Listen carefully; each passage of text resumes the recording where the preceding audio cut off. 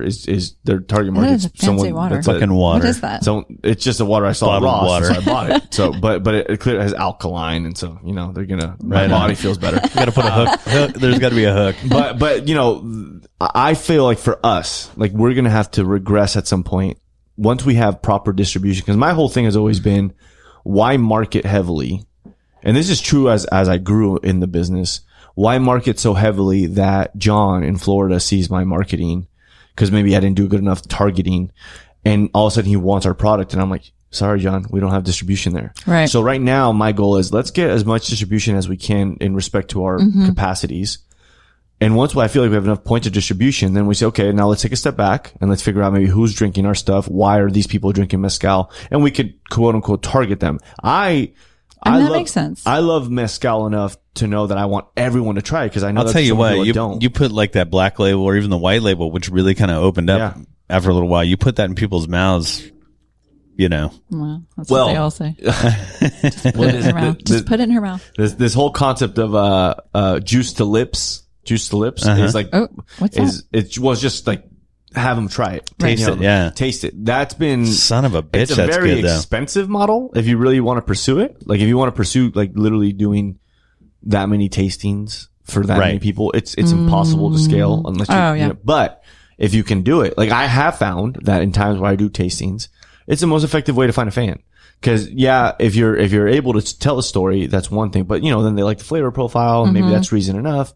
I have found a lot with our black label, the cuprieta, that people who don't quote unquote don't like mezcal, oh, that's actually really nice. So it's kind of cool. Cause we also help fill a void, which is novice drinkers with that particular SKU.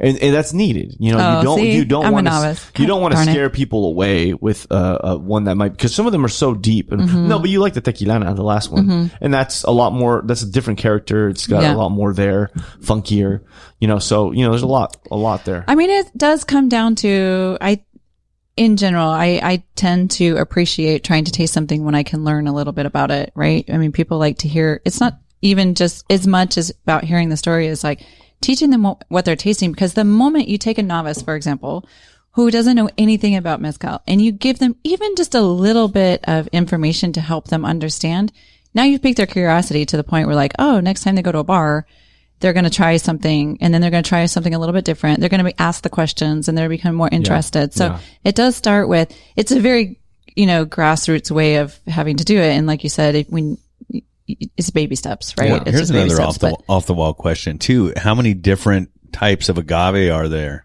Because for every agave, you can come up with a profile, right? Oh, yeah. Every single one provides a different profile. There's some overlapping ones, but, on the market, I gotta guess there's gotta be at least 40 different expressions of maguey. Maybe not that many, but still a lot. There's a lot. Over 30 on them. There's 30, a lot more. I read the other day it was 38. I think 38 is what's in market. Okay. There's way more than that in biodiversity out there in Mexico. Someone told me recently that Mexico as a country has 80% of all of the maguey in all of North America. Is anybody trying to like take it over to Australia or? Yeah, they just did it. Oh, no kidding. Yeah, they did. I think it was Australia. I think it was, funny enough you said that. Well, the climate, I think they've got. Yeah, they did. They grew, I forgot what they're calling it, but it's agave spirit. It's an agave spirit. It's, play on mezcal. I think someone in California did. They're calling it mezcal. They call it Mezcalifornia. They did one in Yolo County, I think it was. Where's up that? here. So, Yolo is it's in the valley, South Valley. Yeah. Someone had a lot of property. They grew Blue Weber since 5-6 years ago, and it became mature. They built a pit.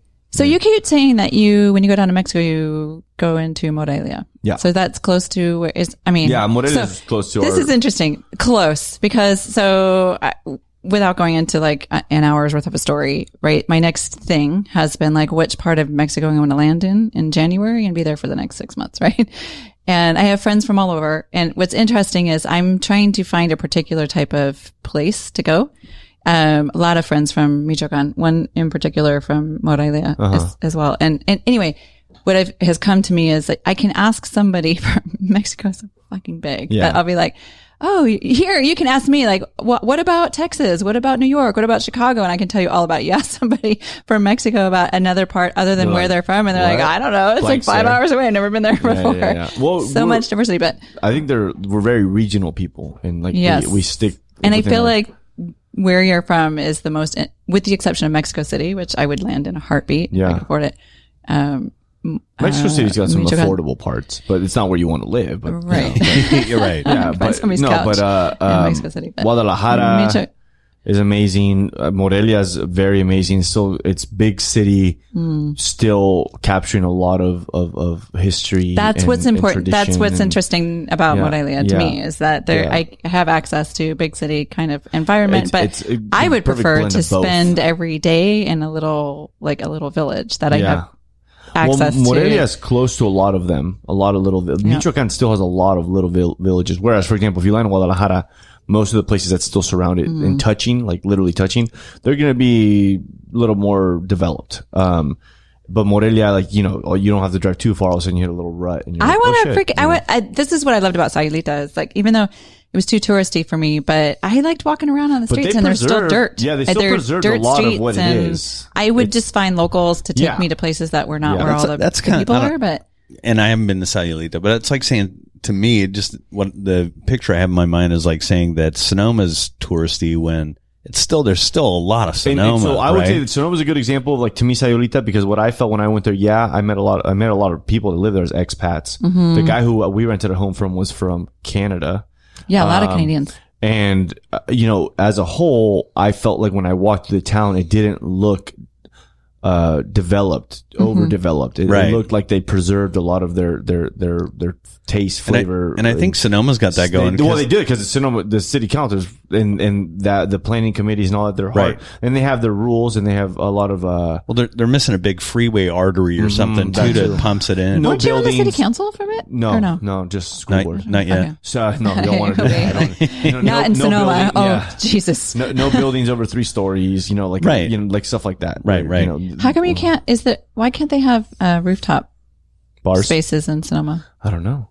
I didn't even think about that. I think that I had a conversation recently. Rooftop spaces. How great a rooftop here in Petaluma as well, but especially in Sonoma, it's a little bit warmer at night.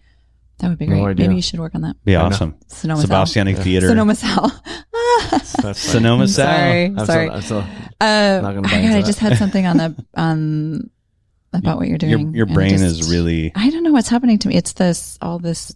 Well, we usually drink on the podcast, but this is nothing unusual. This is next level, though. I know. I'm really fascinated, to be quite honest, because this is something that's so interesting to me and so new, and so I'm trying to actually be a good host and then also learn a little bit about something. But in any case, what is next for? I mean, you just pretty much head down with Puente, but how involved are you with the restaurant? I'm not day to day, but I'm making decisions here and there, but I try not to involve myself in much. Empire. Well, I mean, respectfully. So I would say, I've yielded significantly to my wife to let her manage and do her thing. And she'll, lucky you, she'll ask me for either advice or help sometimes, but through and through, she knows our people know her better than they know me. They know me when I walk in, we come in and, they take direction if needed. But I feel like I learned a lot when I especially was on the school board with how to lead, especially if you're going to leave it to someone else to manage in a lot of ways, because the one thing that I know breaks cultures really quickly is like you walk in, they haven't seen you in a month and all of a sudden you're barking orders. Like I tried to sit back and I understand why they're doing things that way. Like when they're doing things, they're like, hey, like right away, hey Sal, where do we put this? I'm like, you tell me. I'm like, right. Yeah. Where'd you put it yesterday? Oh, I put it over there. So we'll put it there. Great. You tell us, what would Eric or what would Keena tell you? And like, oh, here. So, it's there and it's cool. I mean, it's been the perfect balance. That we found some great people on our team within the Picazo brand to help with the food truck and the cafe and there that. It affords us a little bit of free time to not have to be stuck in their luck. The restaurants, especially very. What about kids? You got any kids? We have 2. Oh, wow. The most adorable little boys. A 3 and 5. Yeah. Oh, 3 and 5. Yeah. Oh, it's fucking on. Yeah. I'm 9 and 6. So. Yeah. I got a 5-year-old too. Man, my little 5-year-old dude is awesome. Yeah. He's like Sal's. I remember it was like similar time to Sal. That's right. We saw each other at the park a couple times, I think. But so. it's a cool time, and it's challenging because restaurants are so fickle. I would say they can be. I think with time, the cafe is a very consistent place now. After 10 years, the food truck, we only literally do like catering events. Like we usually get. Do you do the farmers market? We do. We only do a few things that are not what I would call guaranteed revenue, but mostly we have a lot of people that know our brand. Like, hey, can you come do this house party? Can you do our post wedding event? We're not the type of cuisine that'll ever get the wedding, right? But we're always the type of cuisine that'll get the what would be the day before they do the dinner, the rehearsal dinner, rehearsal, the post wedding. Do you guys do anything here in Petaluma ever? Not much. I mean, that's the thing. I think that even with the food truck, there's so many different things that we could pursue with it once it's time. But like I said, I do like that model. Like, if someone was renting this space, but they have a food allocated budget, then we could maybe fill that void. Right. And that'd be cool. We do stuff here all the time. We all once a month at least we do, where we have, like yesterday we did it, where we have a big happy hour for the community, right? Petaluma, the greater Petaluma community, right? And we always have somebody in here pouring something, wine or beer or something. Maybe next time I'll have tequila. A food person, a live music person. Did you just fucking say tequila? I did. After an hour and a half of mezcal. I know, I did. I was hoping you didn't catch that. No. Well, but wait, what did I just taste in the test tube over there? It was La Luna Mezcal, but it's made with tequila and agave. Oh, okay. It was good. Yeah, that was my favorite. Tequila and agave. We have to make sure you get into what's coming next door, which we're super stoked about. What's what? Any minute. So the restaurant next door. Oh, cool. What is it? What's it going to be? It's Duke's. Oh, they're doing. Do you know Duke's? They're doing a different concept here, but I know Duke's. I don't know. I should be careful when I say that because I know a lot of Duke's? I fucking did.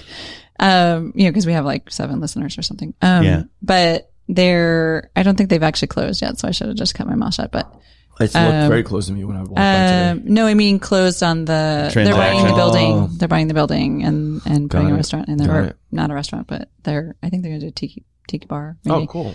But we always joke here because, like I said, we've got 50 to 75 people here at any given time, and we're all like happy hour next door better be something good. So we have to get Danny. Now, does Danny actually put is he in charge of what evangelizing your brand, or is he in charge of getting your spirits into places? What is his role? Both. Danny is talented enough that he is able to do both, because there are brand ambassadors in kind of the vein of just promoting it a little bit, whereas he is great with people. He's he knows how to go-getter. Yeah, he knows how to sell, and that's the cool thing with him joining our team is the perfect fit at the perfect time, because now that he's able to, he doesn't just tell me, I went to go coach on this, or I posted about this. It's no, I went there, I tasted them on it. With him especially, when there's certain bars, for example, Duke's does not need any help create any cocktails. They're going to do their own thing. Right. So Danny probably would not necessarily have to step in to say, hey, try this. But with other bars who are like, hey, what would you do with this? Right. And then he can say, hey, do this. You have those ingredients, do those. And those are helpful to a lot of bars because they need the assistance. And instead of hiring a consultant, we can walk in and do that. We can walk in and at least walk you through one core cocktail that might be really fan favorite to obviously there's an interest on our part. They're going to buy more product, but they also are selling cocktails, which are very profitable. Danny. I want to be Danny. He does a good job with it. I mean, I've been watching just since I've kind of decided to put you two here, and what Good Time Bros is doing and some of the events and stuff like that. It's really fun. His content is great. I think he'll create a lot of cool pictures and collaborations within his post, that I think are I mean, it just seems like there's this really important, and you guys seem to be doing a pretty good job of it, of marrying the end user experience, which doesn't just include tasting, right? It's not just the spirit, but there's people want to go and they want to have cocktails, or they in any, especially in motherfucker. What did you? This thing keeps unplugging. Are you calling me a motherfucker? No, I'm sorry. That was my headphones just turned off. People in Sonoma County especially are very interested in experiences, right? It's something we talk about a lot here as well. It's not just about the, consumption of the alcohol, but it's what's the experience around it. And it could be what's the experience sitting at the bar, or something like what you're doing with Agave Roast or something like that. But consuming it is an awesome experience. Well, of course it is. Of course. Always. I like it. Yeah. But I like how there's this collaboration of it's more than just the product, you know, and how can we make it accessible not only